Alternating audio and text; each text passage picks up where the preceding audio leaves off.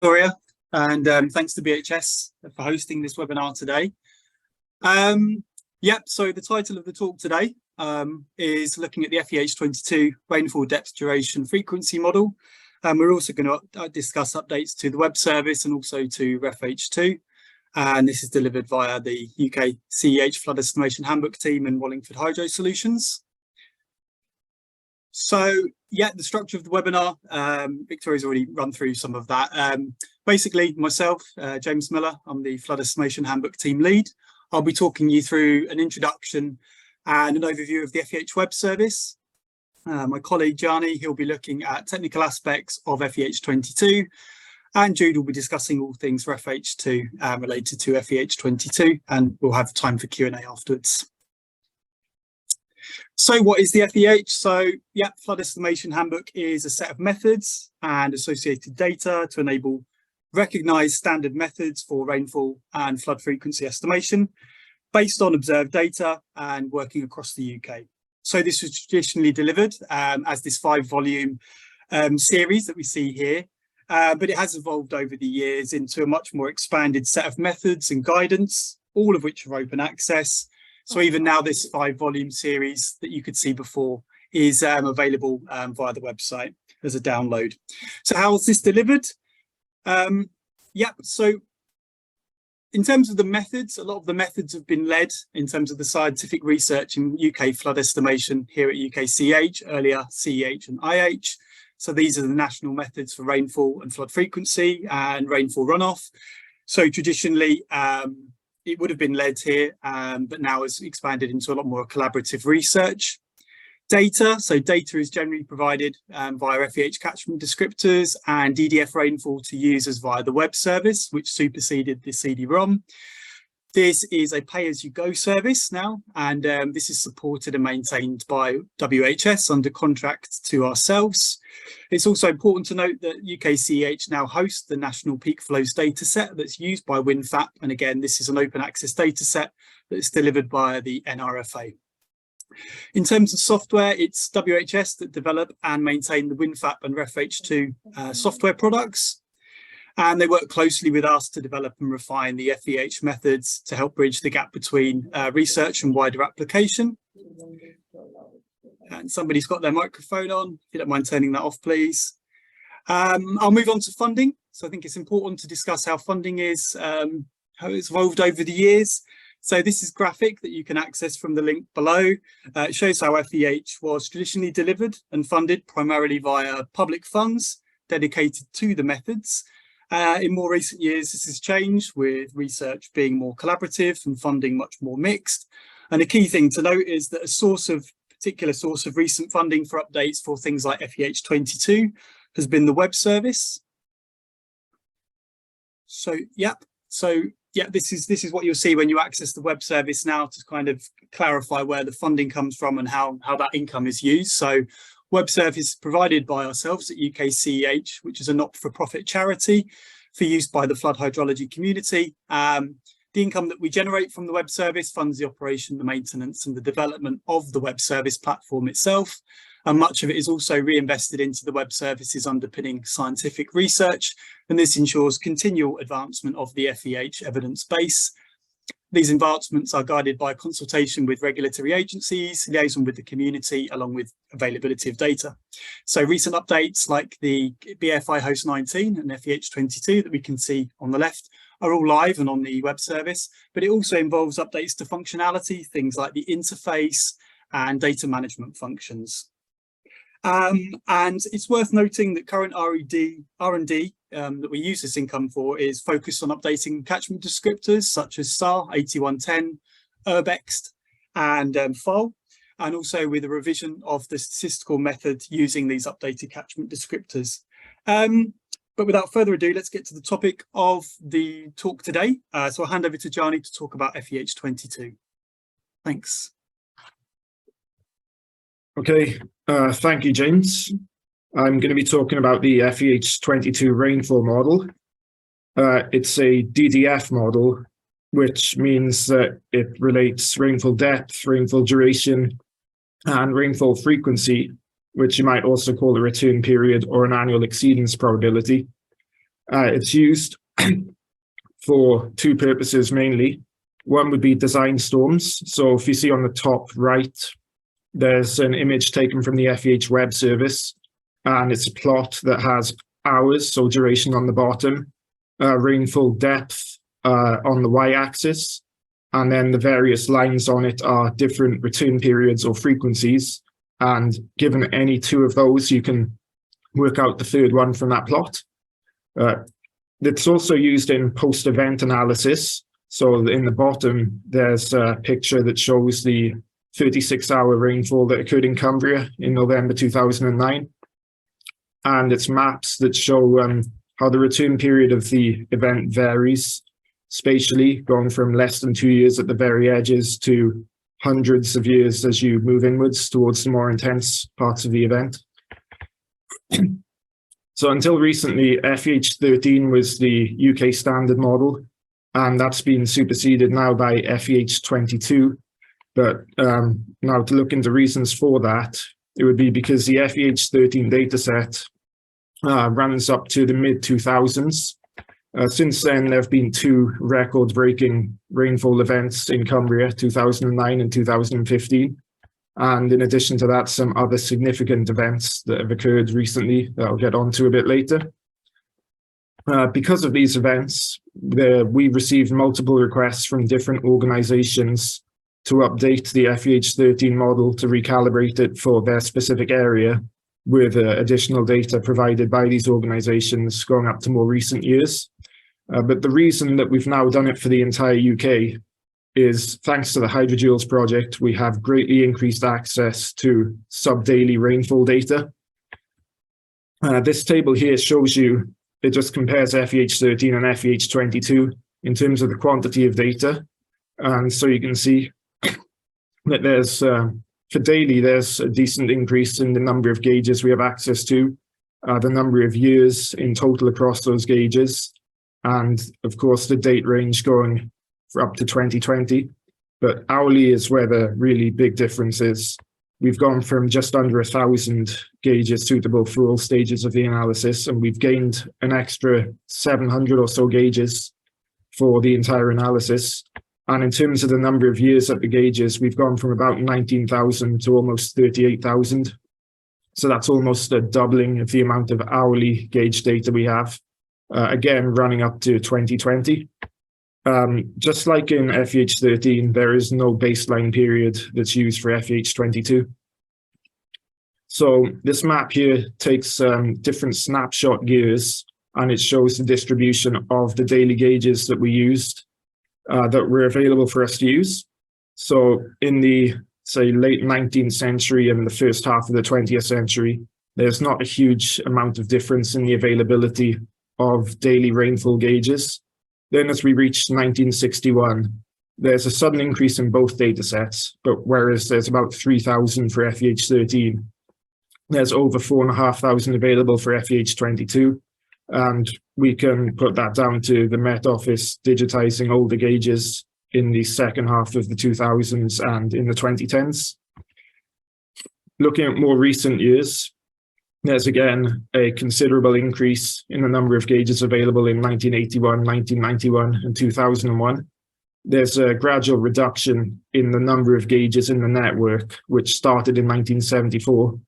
But even by 2020, even though there's only about 2,500 gauges, daily gauges, they cover the UK well with no big gaps spatially. And then looking at the hourly gauges in the same years, at the end of the 19th century, going through the beginning of the 20th century, there is little difference in the number of gauges available for FEH22 versus FEH13.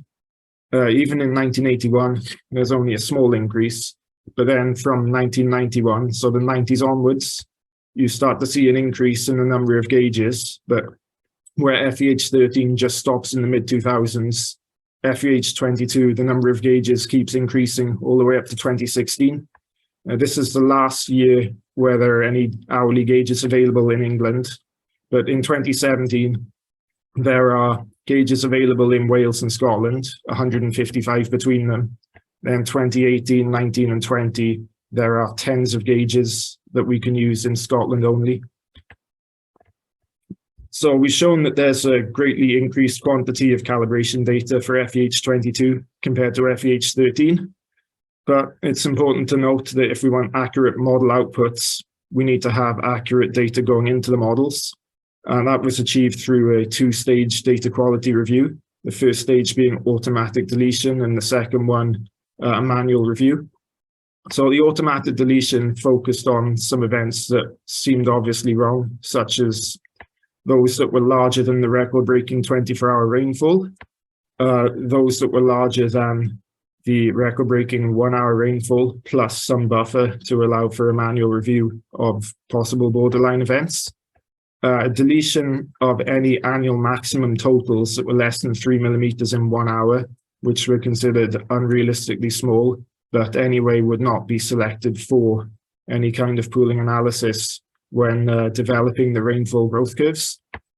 And then I also automatically deleted rainfall events that had more than 50 millimeters in 1 hour, but no corroborating evidence. So that would be no similar 3-day rainfall totals at any of the 3 closest daily gauges, considering the day before, the day of, and the day after the rainfall event. And it's important to note that these were applied only to the new data that was delivered through hydrojoules. So all of the events that were used in FEH13 and before that FEH99 that may have met these criteria, these were all manually reviewed instead. So the manual review covers all the events that had more than 50 millimeters in 1 hour, and they were either used in FEH13 or a previous rainfall model, or they had corroborating evidence from one of the 3 closest daily gauges. And then the other category for manual review was events that had more than 100 millimeters in 6 hours. So that was 56 events in England, 26 in Scotland, and 10 in Wales. So this slide shows from the manual review what was accepted, what was rejected. The map on the right of the slide uses circles to mark events that were used in FEH13 and triangles to mark events that were new to this data set. Grey indicates a site where events were rejected and green where they were accepted. We worked with the regulators to review these events. So actually, we just compiled the list of the events and then gave these to the relevant regulatory authority for each of the countries to review the events themselves. You can see from the table that the deletions as a proportion were weighted towards events that had already been used in FEH13 rather than events in the new data. The star next to the 6 for Scotland indicates actually 4 events that were accepted as is and 2 that were accepted at a revised depth. There's a full list of the events, sites, depths, dates, and the decisions made in the FEH22 report, which will appear a bit later in this presentation. And for those who are interested to know about how the Environment Agency approached this manual review, there will be a write-up in the Circulation magazine. Right, so this slide compares some return periods between FEH22 and FEH13 for various large events that occurred in the past decade to decade and a half. First to highlight is the event in Norfolk that happened in August 2020. That was about 240 millimeters in a day, so well over a third of the expected average annual rainfall. There's absolutely nothing like that had been gauged in our data sets before. So the FEH13, which didn't have this event, gave it an extremely high, you could say almost unprecedented return period of about 250,000 years. By 2020, the event occurs and it's in our FEH22 data set. So that means the event is no longer unprecedented, but given that it's a one-off and there's nothing else like it in the data set, it still has a very, very high return period of about 13,500 years. Moving on to Cumbria in December 2015, Thirlmere was the location where they had over 400 millimeters in 2 days. The FEH13 dataset had neither of the 2 record-breaking Cumbria events, which was one of the areas where we did a test recalibration of FEH13. By the time we get to FEH22, both events are in the new dataset. So the return period for this has to take into account the fact that a large event of this size and another event almost as large has happened now twice. So the return period is reduced to less than 8,000 years. And the next 3 slides are going to show rainfall depth estimates from the FEH22 model for 3 return periods of 30, 100, and 1,000 years, and 3 durations. This slide 1 hour, but then 12 and 48 hours. You can see for the 1 hour map, the depths vary. The higher depths are in the areas with the higher altitudes, higher average annual rainfalls, but then also in the southeast of the country. And this is due to 2 different mechanisms. One being longer, just wetter in general in the higher altitude areas, but then also the effect of thunderstorms in the warmer southeast. Going on to the 12-hour duration, we see that in this map, the greater depths tend to occur now more over wetter parts of the country. This is because 12-hour rainfalls have influence from both the daily and hourly gauge networks in their derivation. And then moving on to 48 hours, this is driven entirely by the daily gauge network. So the wettest areas are the ones that you would expect to have the wettest average annual totals. So west of Scotland, Cumbria, Snowdonia. It's particularly wet in the areas that have experienced very, very wet events like Cumbria. The next 3 slides are going to show the same return periods and durations, but they're going to show FEH22 estimates as a proportion of FEH13 estimates. So this slide for 1 hour, blue indicates areas where FEH22 is wetter, and then red indicates areas where FEH22 estimates are smaller than FEH13 estimates. One thing to note is that despite the large amount of red on these maps, the difference between FEH22 and FEH13 is not as large as it might appear. It's only about 2.5% for a 30-year return period, going up to 11.5% for a 1,000-year return period. The greatest reductions for these occur in mid-Wales, and the reason for that being that during the manual review of events, all the events that were used in FEH13, well, there were 4 extreme events that occurred in Wales, and they were all rejected by the manual review for use in FEH22.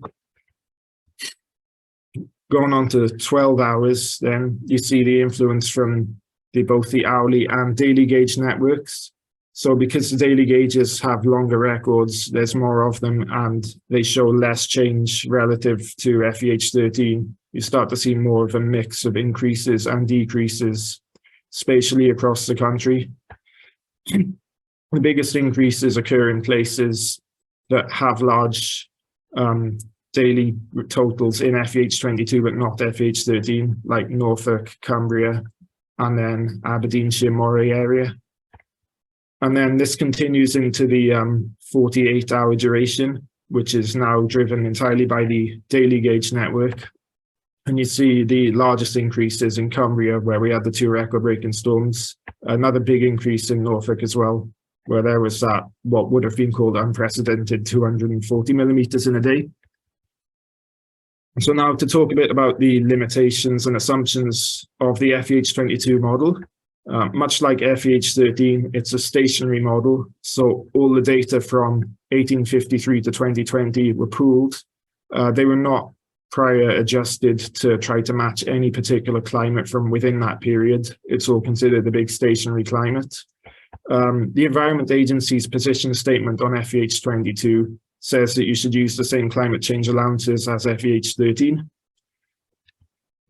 In terms of the data, this is the largest ever UK data set for a study like this, but there are some limitations, and that's with a few exceptions. In Wales and Scotland, the hourly data only runs up to the mid-2010s.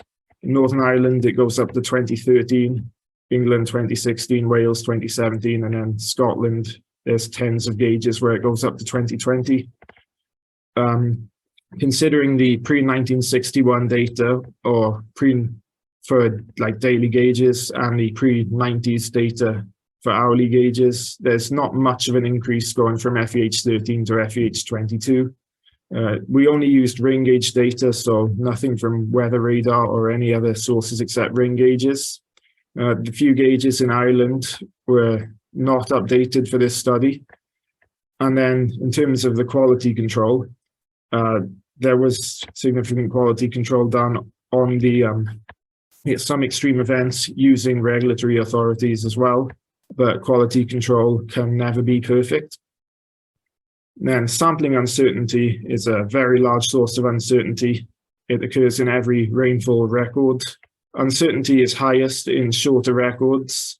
It increases at longer return periods, and uncertainty is highest in records that have exactly one outlier. And there's an example to the right to show this. It shows a record that has one 70mm rainfall annual maximum, and then all of the others are 20 or smaller.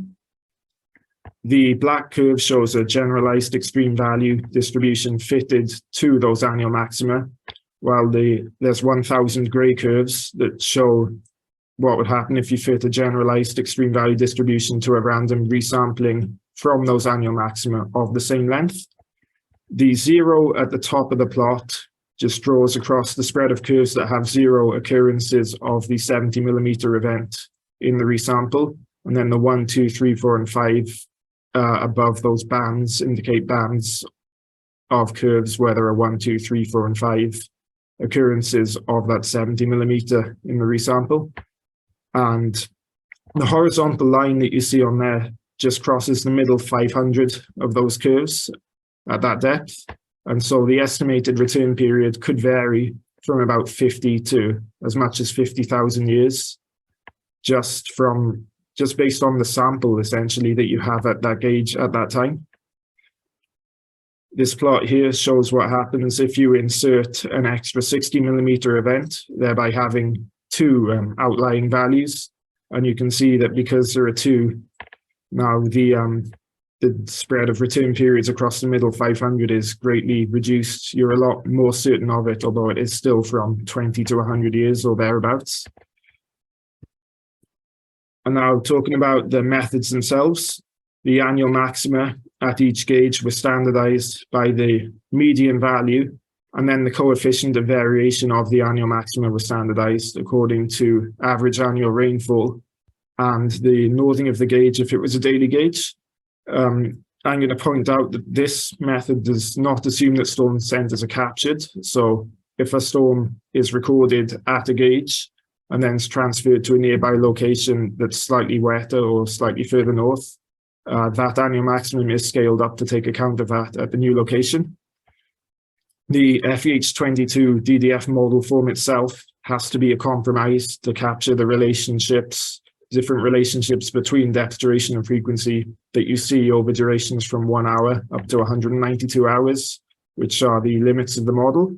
Both approximations are good, but by necessity, they have to generalize the observations.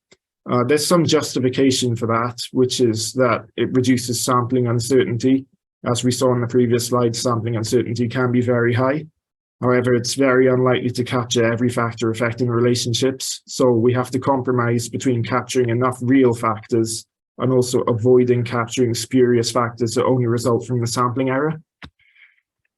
And so this plot here shows you the modeling uncertainty in RMED, which is the 2-year rainfall.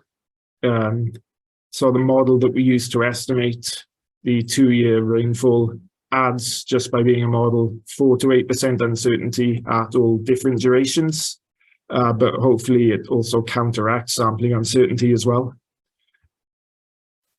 In general, if you'd like to know more about uncertainty in the FEH methods, there's the Uncertainty in FEH Methods, a short guide for FEH users, which is available from the FEH Web Service documentation. FEH22 was released to the web service in December last year. This video shows you how to access it.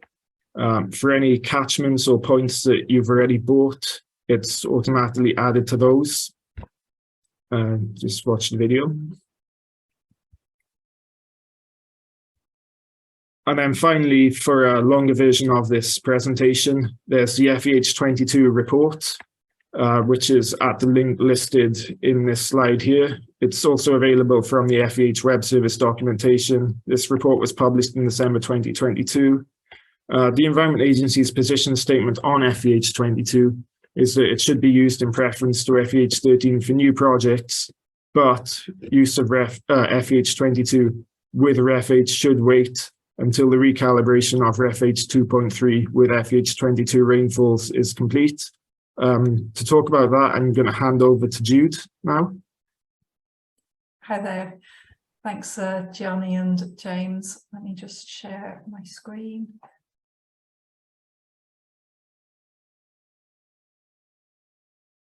Okay, right. So, yeah, this lunchtime I'm going to give a summary of the calibration of FEH2 using the FEH22 rainfall, and full details are going to be published in a FEH2 science report, and that will be released alongside the software update.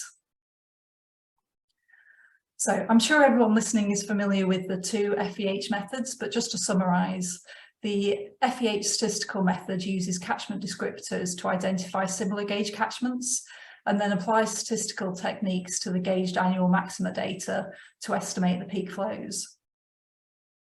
And then the FEH rainfall runoff method uses both catchment descriptors and design rainfall to estimate peak flows and hydrographs. And today I'm going to be specifically talking about the rainfall runoff method used in FEH2. So to give a high-level summary of the rainfall runoff model, we start off with a design rainfall event, and this is based on either the FEH22 or the FEH13 DDF rainfall models.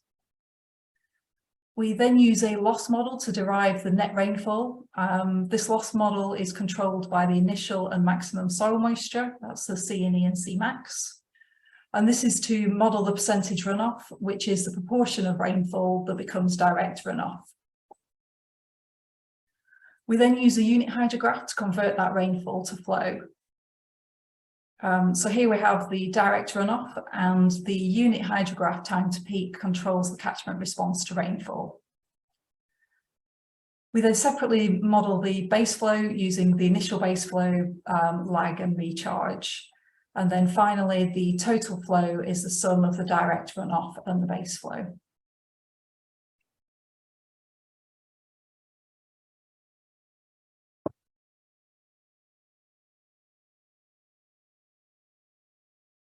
So James has already presented this timeline, which is from the 1975 FSR to the latest FEH developments. And this does highlight the significant shift over the past decade from public funding to funding through reinvestment of income from the industry users. Just focusing in on the rainfall runoff methods, there have been significant improvements in the methods since the publicly funded FEH1 method was developed. And these improvements, as well as the development of the FEH22 rainfall and the subsequent calibration of FEH2, have been made possible through the sustainable funding by users of FEH data and FEH software. For those of you that are interested, we've recently published an article on our website about the history of FEH, current FEH user requirements and our vision for the future. So that article includes a copy of this timeline, and we talk about the openness of FEH methods and how access to FEH has increased in recent years.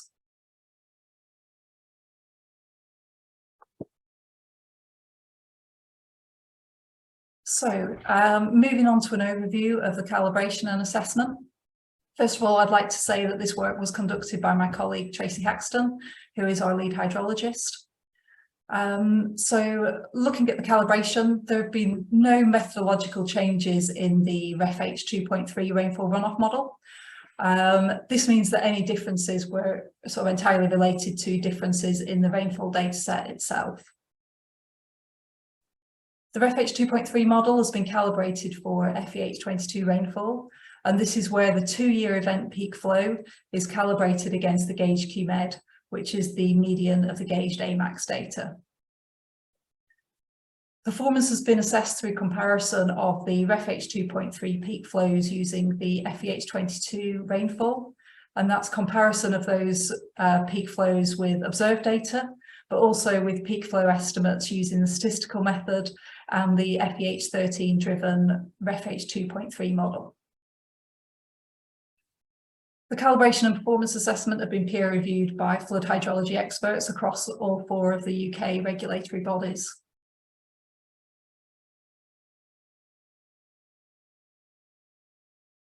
Looking now at the datasets used for calibration and assessments, this consisted of the gauge data from the NRFA peak flow dataset version 11.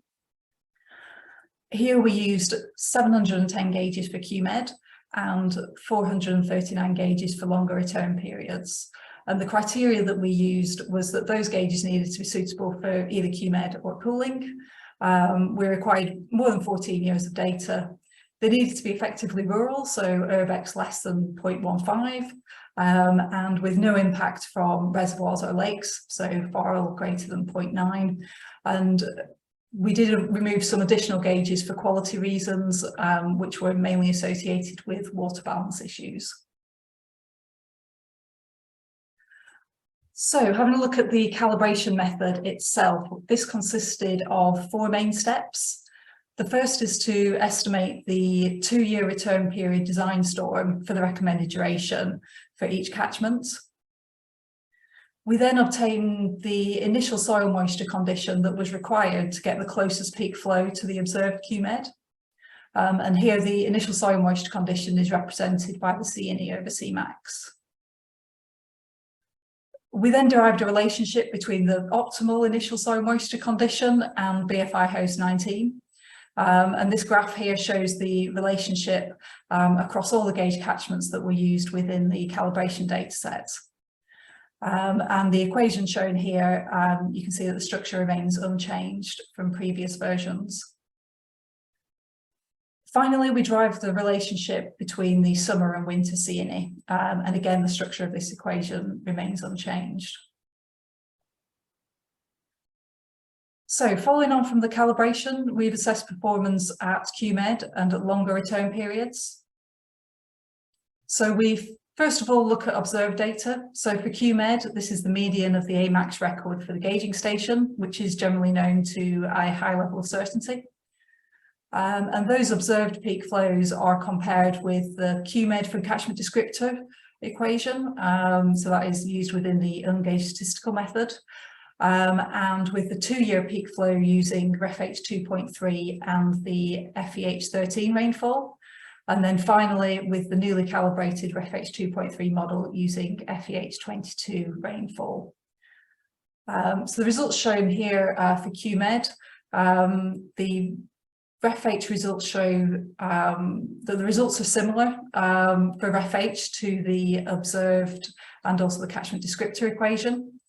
And the FEH22 and FEH13 driven FEH peak flows are very similar, which is what we'd expect given, as shown by Gianni earlier, the main differences between the rainfall data sets are at longer return periods.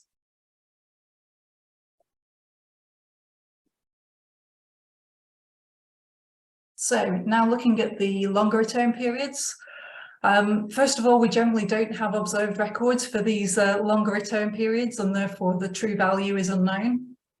So what we're doing is we're using enhanced single site estimates as an alternative estimate that basically maximizes the use of local data. And this enhanced single site estimate is compared with the pooled estimate, which is equivalent to an ungauged statistical estimate at the gauge. And that's compared with FEH2.3 peak flows using FEH13 and FEH22 rainfall.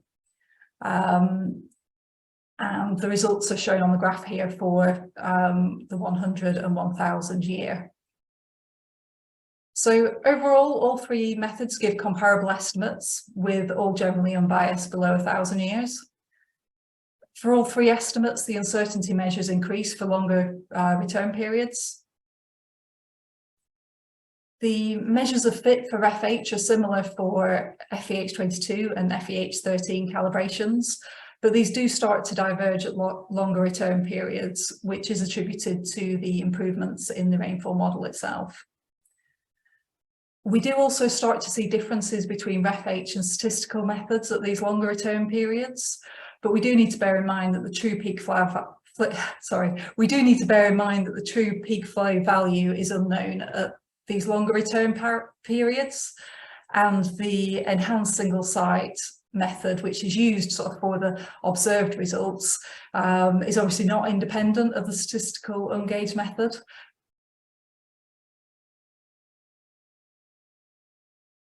So moving on to sort of look at spatial differences. So these maps show a comparison between the FEH22 to FEH13 ratios in both the rainfall and the flows. And we can see that, as expected, the differences between the two RefH peak flows is driven by the differences in the rainfall data.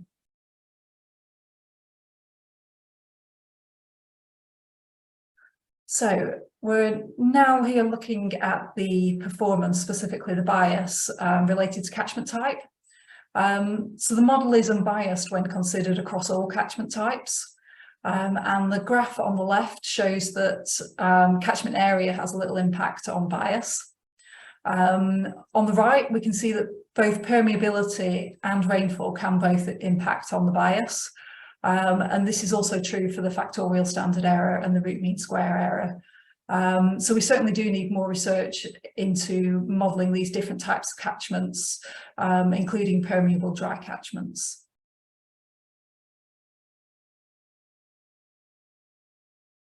So in summary, the calibration assessment have been peer reviewed by the EA, NRW, CEPA and DFI. Uncertainty is similar for all three methods for shorter return periods. The uncertainty is reduced in the RefH peak flow estimates when using the new FEH22 rainfall. And when comparing the measures of fit statistics for all three methods, the uncertainty reduces from RefH using FEH13 to RefH using FEH22 to the statistical ungauged estimates. But we do need to remember that the true peak flow value is unknown for the longer return periods, and that the enhanced single site method that's been used for the observed values for longer return periods is obviously not independent of the statistical ungauged method, whereas the RefH estimates are entirely independent. There are regional differences in uncertainty, as well as differences due to catchment type. When we're looking at differences between the RefH 2.3 peak flows using FEH13 and FEH22 rainfall, those differences are driven by differences in the rainfall data. The estimates do start to diverge as you move from shorter to longer return periods, and this is attributed to the improvements in the FEH22 rainfall. And finally, a reminder that it's not appropriate to use FEH22 rainfall with the FEH13 calibration of the RefH 2.3 model, and RefH 2 users should wait for the software update. So the FEH22 calibration of the RefH 2.3 model will be released in the RefH 2 software in the next few months. And this will be accompanied by the peer-reviewed science report, which will be published via our FEH online guidance. If you want to get an update of when the software is released, please, if you haven't already, sign up to our RefH 2 user group emails, and you can also follow us on LinkedIn. Yeah, thank you for listening.